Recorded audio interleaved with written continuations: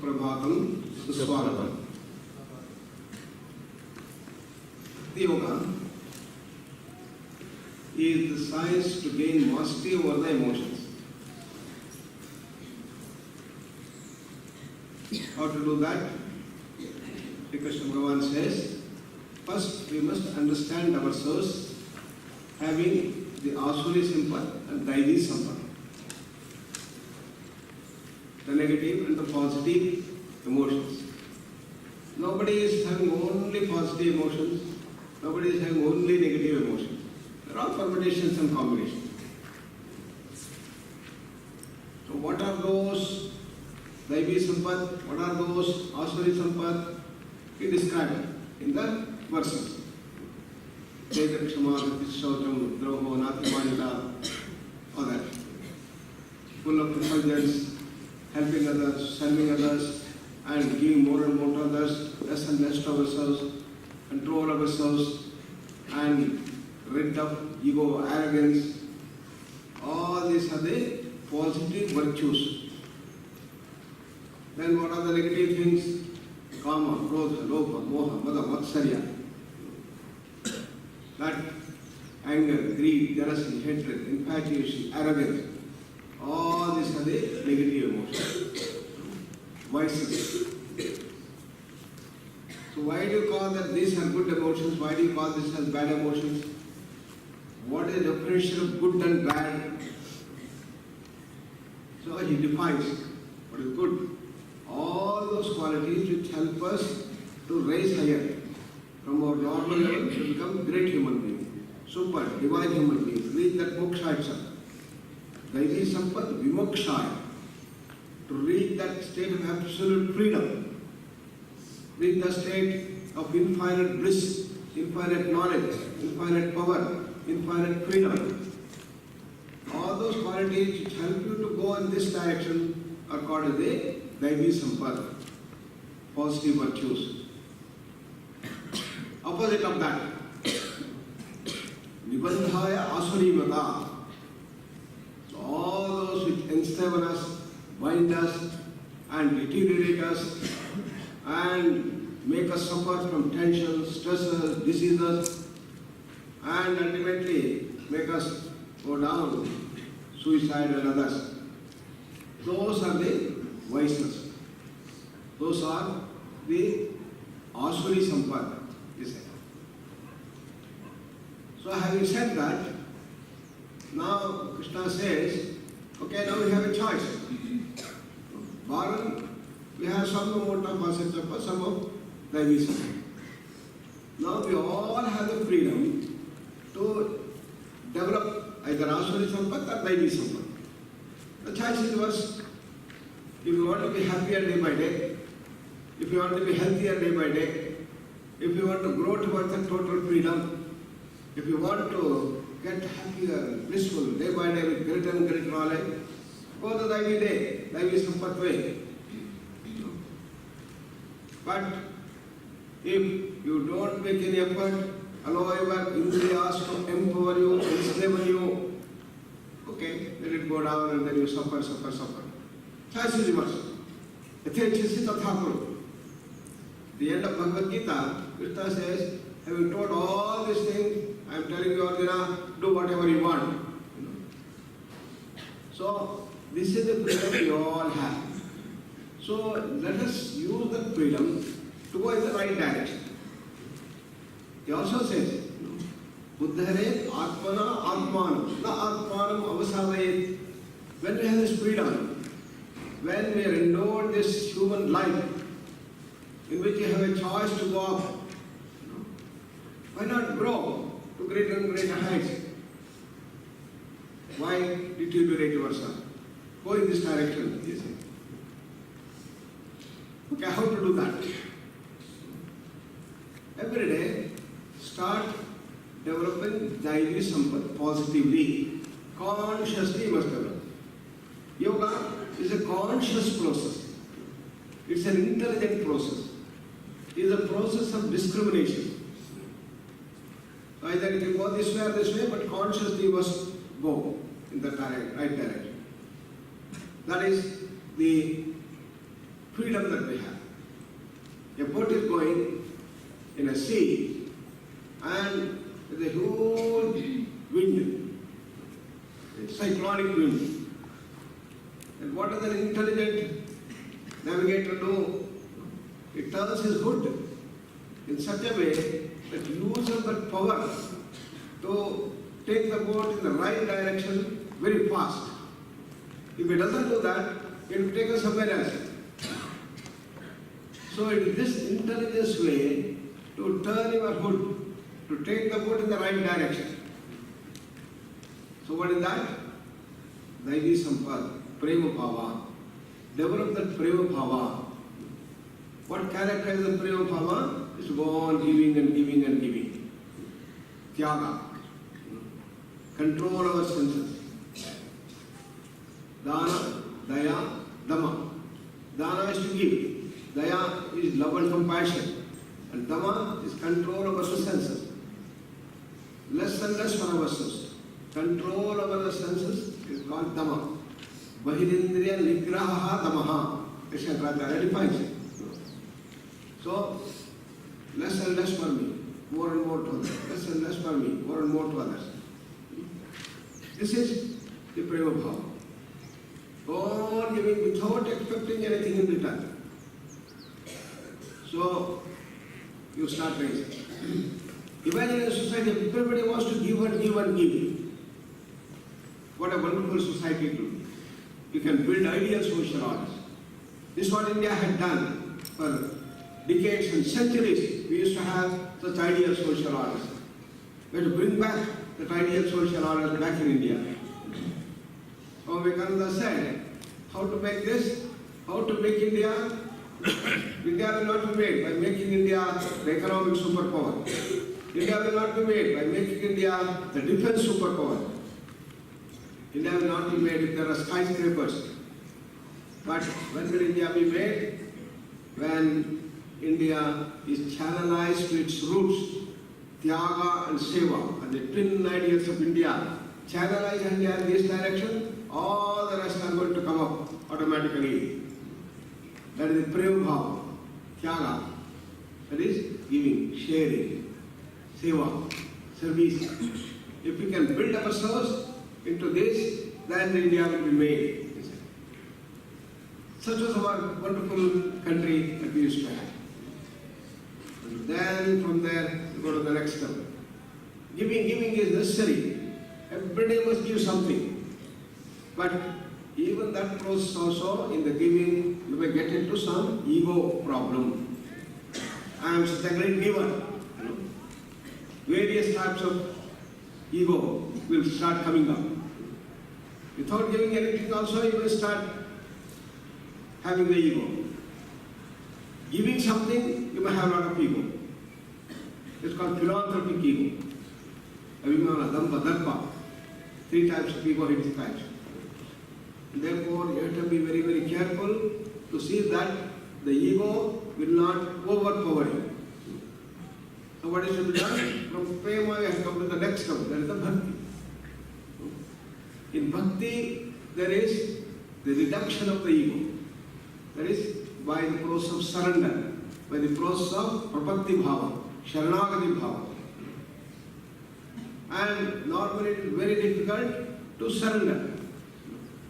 Why? We have a strong notion that if we surrender, then all our capacities will go away. Wrong. So Vivekananda says, by the process of surrender, you are going to expand your personality. Surrender is a process of expansion. He gives us the secret. So, by surrendering, you develop all your capacity. Then whom to surrender? You can surrender to your Ishtadevata. There are a lot of gods and goddesses. Depending on what you want to become, you can surrender. You want to be a rich person, Lakshmi is your Aradhya Devata. You want to be very wise, moving towards a Nobel Prize, Saraswati is your Aradhya Devata. You want to be an ideal human being, Sri Krishna Bhagavan. You want to be a person with all good qualities, Sri Rama. Choose any of the gods or goddesses that you want, full of power, Hanuman. And by choosing your Ishta Devata, then you have to surrender. But some people say, I don't believe in all these gods and goddesses, I don't know whether they exist or not. Not worry. Choose a person of your choice, a role model of a person. Maybe your father, maybe your mother, maybe your brother, maybe your sister, maybe your professor, maybe your great scientist, great engineer. Whoever you revere as a role model, choose him. And then surrender. So, this is how we have to surrender, by which we will be able to tune to the higher level. So, how to surrender? Go on tuning yourself to that higher entity. Ishta Devata as a role model. It's a close person, just like you tune your radio or a TV. Go on tuning your mind to that. For that, what he says, go on doing the japa. Mayeva mana adhatsva, mayi buddhim niveshya, nivasishyasi mayeva, atabuddham samshaya. It has said, go on put your mind fully to that. Shri Ram, Ram, Ram, Ram, Ram, on in the full mind is that. Buddhim niveshya, with the total understanding. Rama is the Aradhya Devata, Rama is Sarvaguna Sampana Rama. He has got all the qualities of the human system. And therefore I am going to do with artha, with understanding you do that, buddhi niveshya. And your whole life will become Rama, like Hanuman. Rome Ramana. So you work at mind level, the intellectual level, and the lifestyle level. Then you raise to the culmination of bhakti in the Sakshatkara. You get the Sakshatkara of Rama. Rama coming in flesh and blood, and all the time being with you. That is the Sakshatkara called the Sabuna Sakshatkara, in which you find that your Aradhya Devata, your role model of the person, will come in front of you and bless you with all the grand qualities that you are seeking.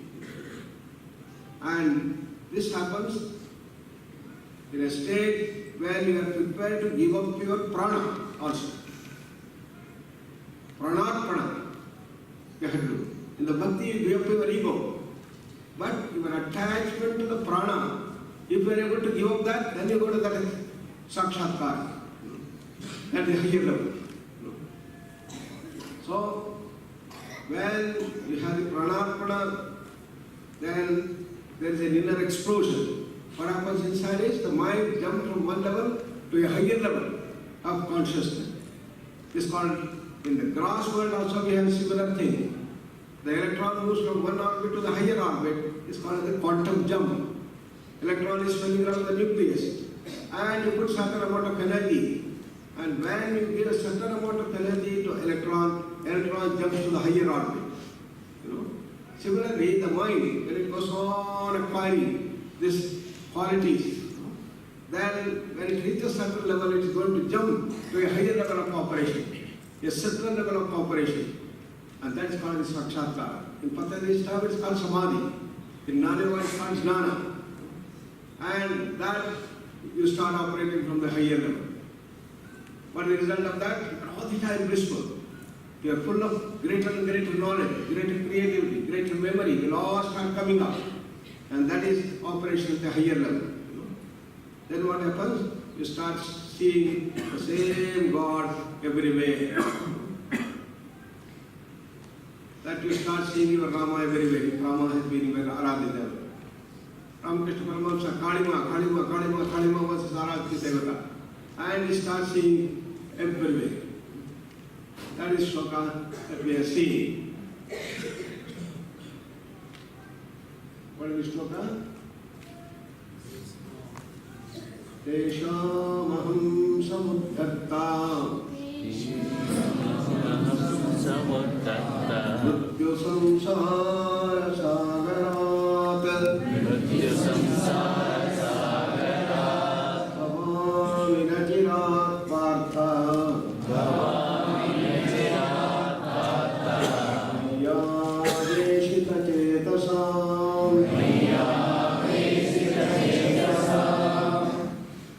तेषाम् अहं समुद्धर्ता मृत्यु संसार सागरात् भवामि न अचिरात् पार्था मयि आवेशिता चेतसाम्. That's how you split the word. So all such people who have gone to those heights in which you have tuned yourself to the ultimate reality, Pariveshtadivata, Nirakara Brahma. What do you do? What do I do, Arjuna? I take them to the highest level of moksha. Mrityu samsara sagara. This samsara, this world, is featured by bondage. What is the bondage? Bondage of the mind, bondage of the emotion, bondage of the intellect, bondage of the body, bondage of birth and death. That's the highest bondage, the cycle of birth and death.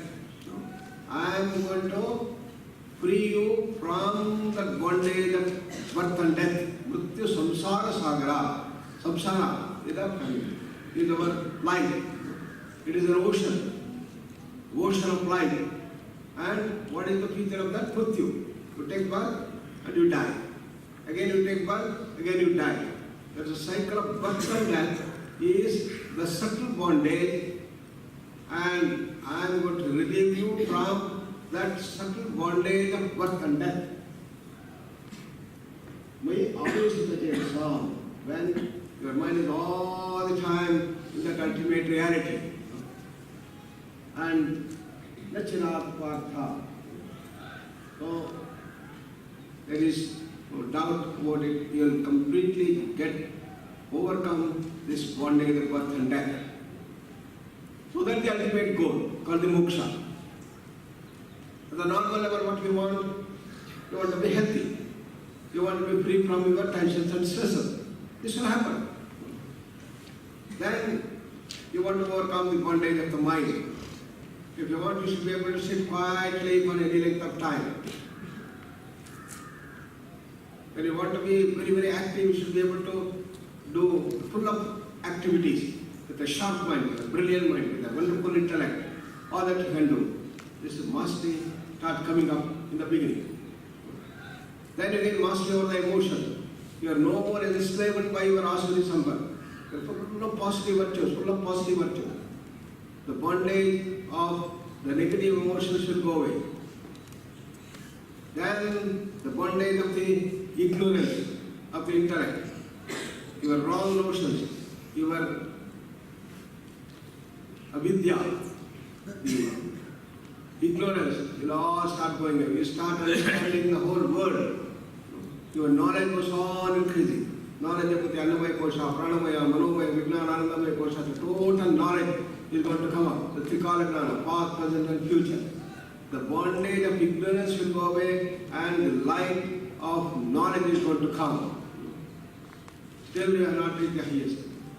Then you have the bliss. All the time you are in that blissful awareness.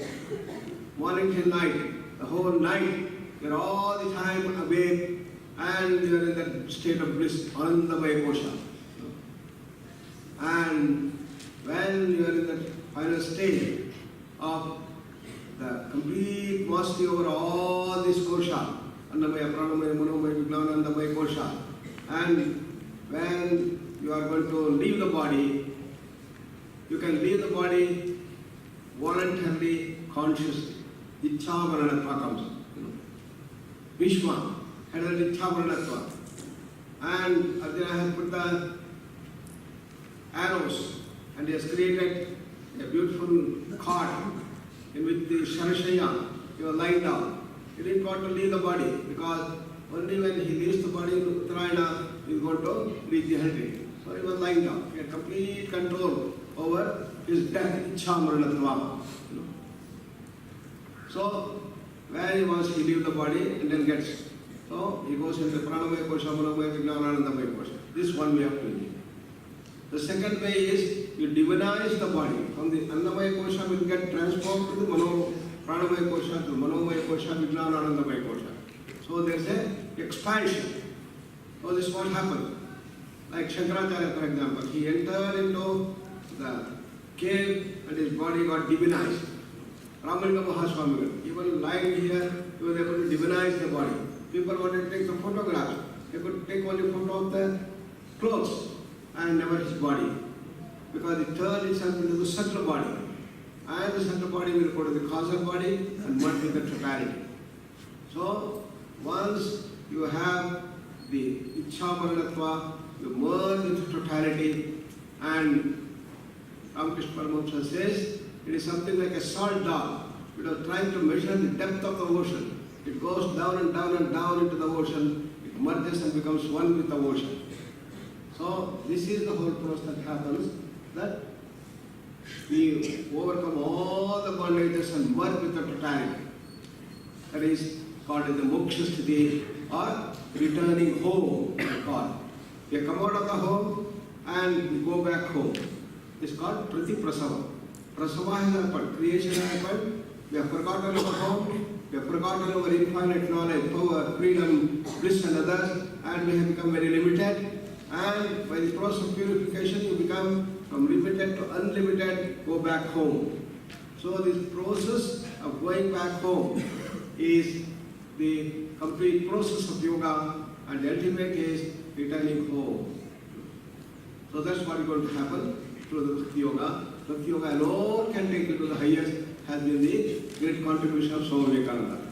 So let's contemplate on these thoughts. Sit tight, eyes closed.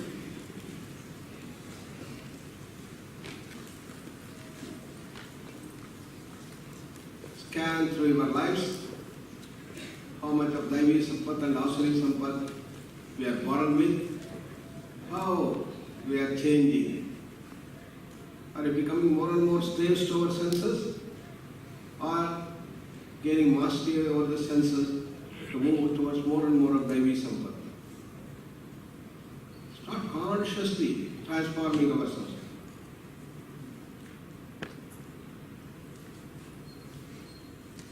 At the beginning of Bhakti Yoga.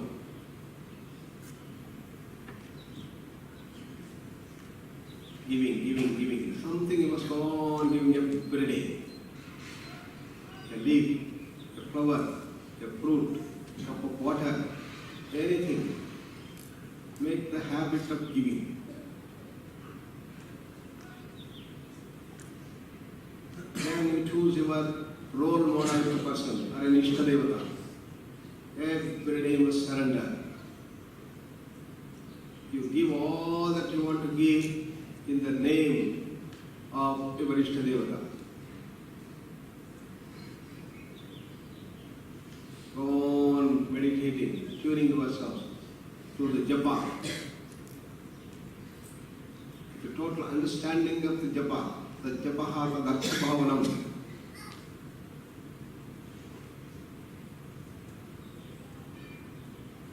And reach the state of inner explosion, sakshatkara. To get all those qualities one by one of your Ishtadevata or your role model.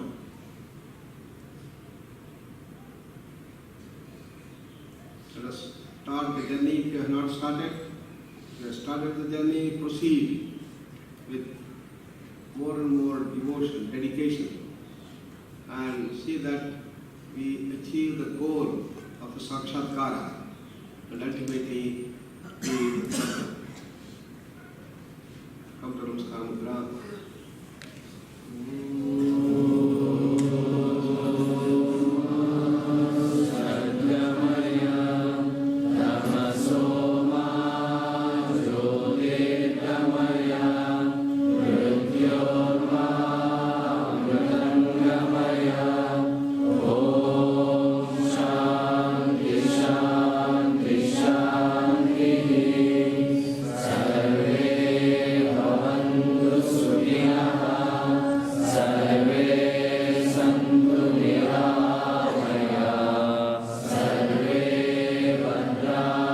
Pashyantu